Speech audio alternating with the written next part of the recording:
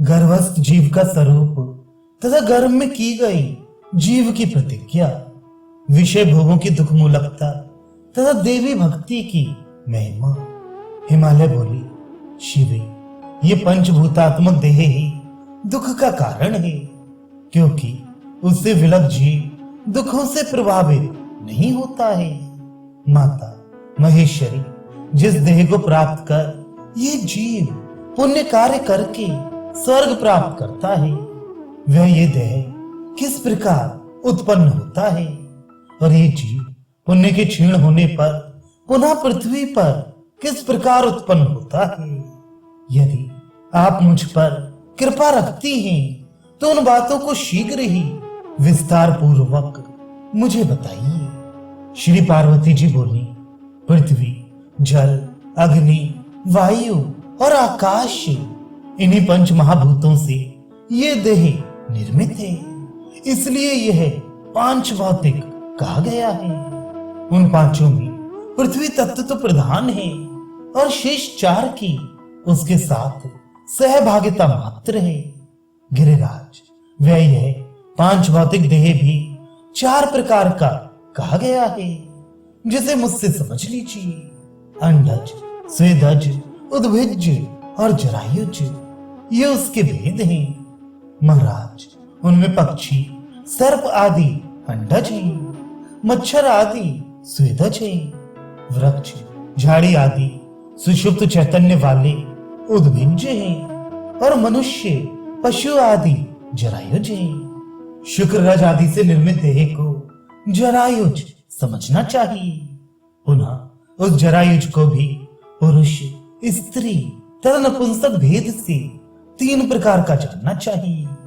पर्वतराज, शुक्र की अधिकता से पुरुष, रज की अधिकता से स्त्री तथा उन दोनों की समानता से नपुंसक होती हैं। अपने कर्मों के वशीभूत जीव उस कणों से संयुक्त होकर पृथ्वी तल पर गिरने पर वनस्पति के बीच पहुंचता है, वहां रहकर चिरकाल तक कर्म भोग करता है। पुनः जीवों के द्वारा उसका भोग किया जाता है। तदनंतर पुरुष के देह में गहन इंद्रियों में प्रविष्ट होकर वह वीर रूप हो जाता है। उस कारण से वह जीव भी वीर्य में सन्निविष्ट हो जाता है। महामती, तत्पश्चात ऋतु काल में स्त्री के साथ पुरुष का संयोग होने पर वीर के साथ साथ वह जीव भी माता के गर्भ में पहुंच जाता है। राजा, रजो धर्म के चौथे दिन स्त्री ऋतु स्नान करके शुद्ध होती है। उस दिन से लेकर 16वें दिन तक ऋतु काल कहा गया है। पर्वत श्रेष्ठ, विषम दिन में समागम करने से स्त्री और सम दिन में समागम करने से पुरुष की उत्पत्ति होती है। पिताजी, ऋतु स्नान की हुई कामार्थ स्त्री जिसके मुख का दर्शन करती है, उसी की मुखाकृति की संतान जन्म लेती है। अतः स्त्री को उस समय अपने पति का मुख देखना चाहिए। महामती, वह वीर स्त्री के योनि स्थित रज से मिलकर एक दिन में कलल बन जाता है। वही कलल अत्यंत सूक्ष्म झिल्ली से पूर्णतया आवृत होकर 5 दिनों में बुलबुले के आकार का हो जाता है। अत्यंत सूक्ष्म आकार की जो चमड़े की झिल्ली होती है उसे जरायु कहते हैं, चूंकि उसमें वीर तथा रज का योग होता है और उसी से गर्भ उत्पन्न होता है, इसलिए उसे जरायुज कहा गया है। तत्पश्चात 7 रातों में वह मांसपेशियों से युक्त हो जाता है और फिर एक पक्ष में वह जो पेशी होती है उनमें रक्त प्रवाह होने लगता है। तत्पश्चात 25 रातों में देह के अवयव अंकुरित होने लगते हैं। महामती, 1 महीने में क्रम से कंधा, गर्दन, सिर, पीठ और पेट, ये 5 प्रकार के अंग निर्मित हो जाते हैं। दूसरे महीने में हाथ और पैर हो जाते हैं।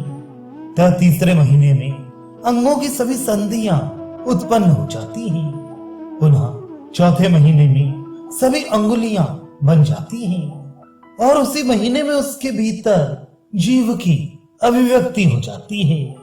तब माता के उदर में स्थित गर्भ चलने भी लग जाता है।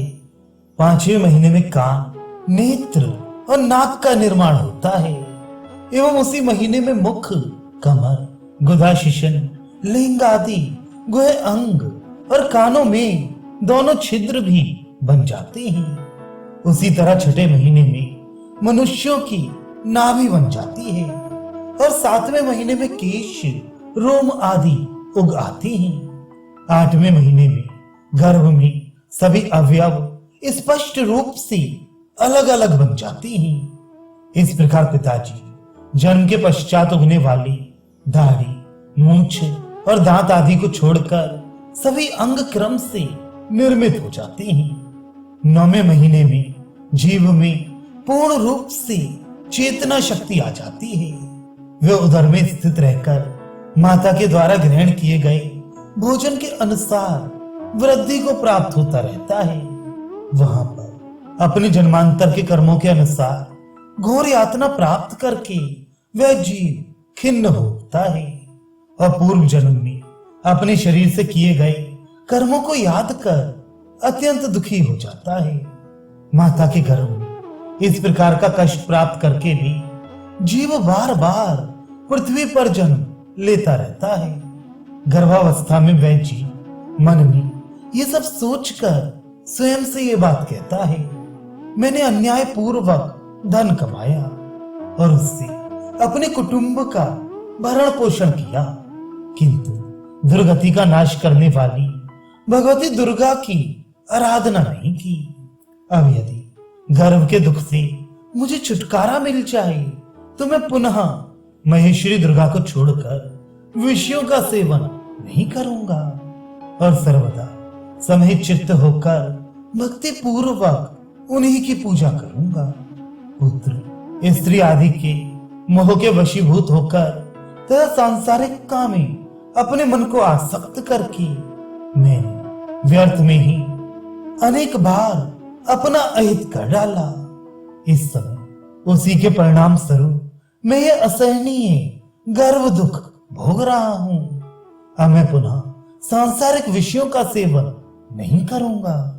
इस प्रकार अपने कर्मानुसार अनेक प्रकार से दुखों का अनुभव करके वह जीव अपने अंगों में मेदा तथा रक्त लपेटे हुए और झिल्ली से आवृत होकर प्रसव वायु के वशीभूत योनि के अस्थि यंत्र से पिसा जाता हुआ सा उसी प्रकार योनि मार्ग से बाहर निकलता है, जैसे पातकी जीव नरक से निकलता है।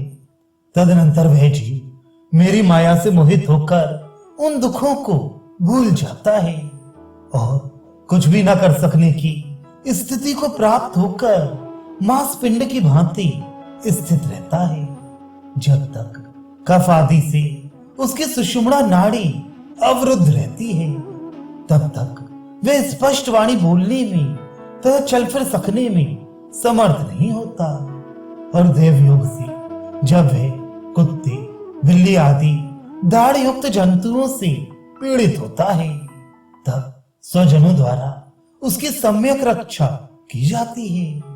बाद में वह स्वेच्छया कुछ बोलने लगता है और दूर दूर तक चलने भी लगता है। पिताजी इसके बाद कुछ काल बीतने पर यौवन के उन्माद में आकर वह काम क्रोध आदि से युक्त होकर पाप तथा पुण्य कर्म करने लगता है।